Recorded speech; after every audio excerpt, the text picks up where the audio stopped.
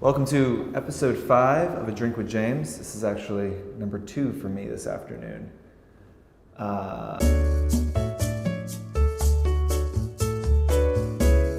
Unfortunately, I don't have any weird alternative modes of transportation today for y'all to laugh at me while I do them.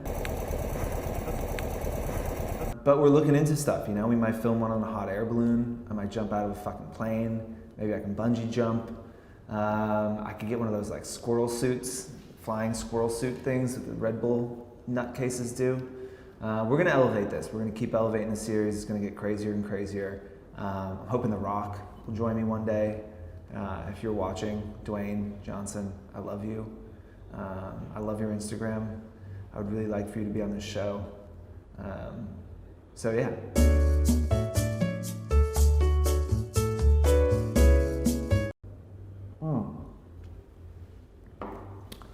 First thing, right now Snapchat doesn't play a huge role in influencer marketing.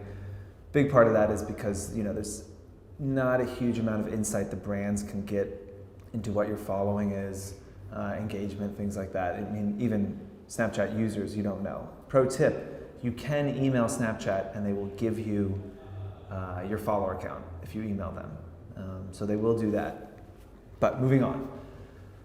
Snapchat is not going away. If you are an influencer and you're not focused on it, I think you're doing yourself a huge disservice. And for me, the way I think about it is like, what's the first apps that we open every morning? And those ones become more and more important. And I see more and more people who are opening Snapchat, first thing in the morning. They're opening Snapchat when their friend goes to the bathroom at a restaurant. It's the thing that you're kind of checking every day to see what your friends are up to. That generally means that it's going to become more and more important on the brand side and on the influencer side. So I would definitely say you should focus on it. I wouldn't worry too much about making money on it right now. Just try and get your following from Instagram or your blog or YouTube or Facebook. Wherever you have a following, get that following to migrate over to Snapchat as soon as you can.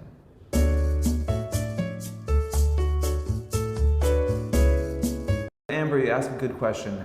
Basically, how do we start to monetize our following without losing on the bigger opportunities for the larger brands who maybe aren't ready to pay you?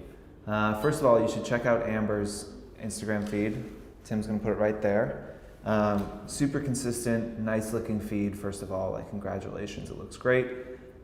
Following's at about 35,000, which is at this interesting point where you feel like it's certainly interesting and it's a large following.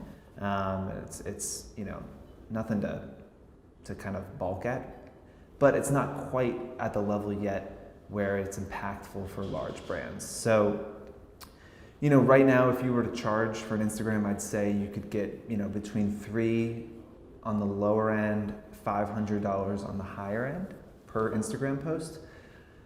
So, I'm not sure that right now it makes sense to start charging brands when you're at that level. I think if you have the means to, and if you can continue to just work with brands for trade, to make sure that they are posting your photos on their feeds, and maybe that's kind of the payment, right? So instead of saying, hey, XY brand, give me $300 for this post, maybe instead it's, hey, amazing brand with 500,000 followers on Instagram, I will absolutely do this for no charge, but could you, along with that, basically guarantee that you're gonna regram my photo and post it so that you can gain a following?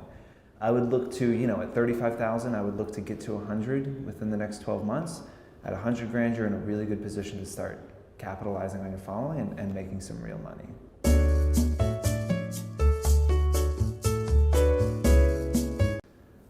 Yeah, so is there a correlation between blogger success and where they're located? I think there definitely used to be.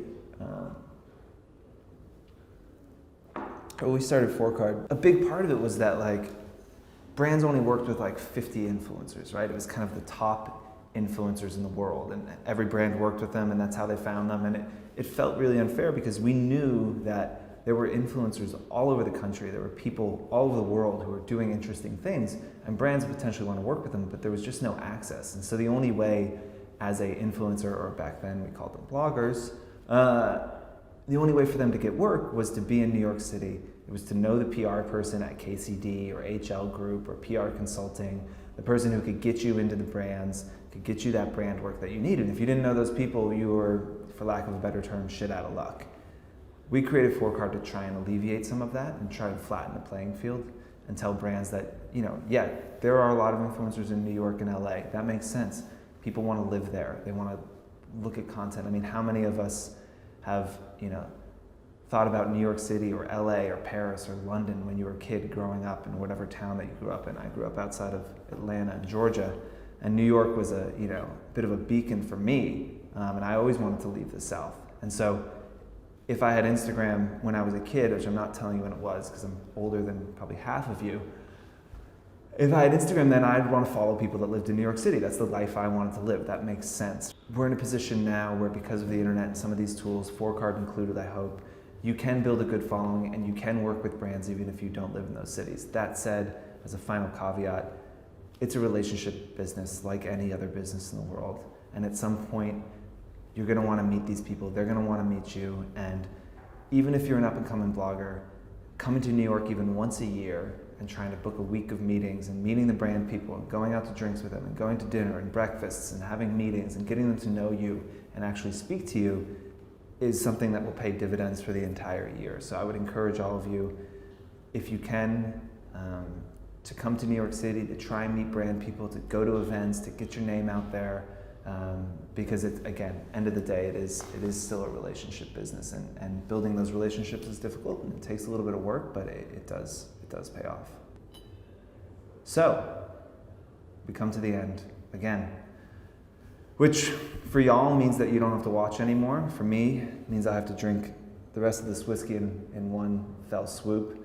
I will say again, as I do always, ask me questions. You can comment down somewhere around here. I'm not sure how this looks on Facebook, but you can comment on Facebook, ask me questions.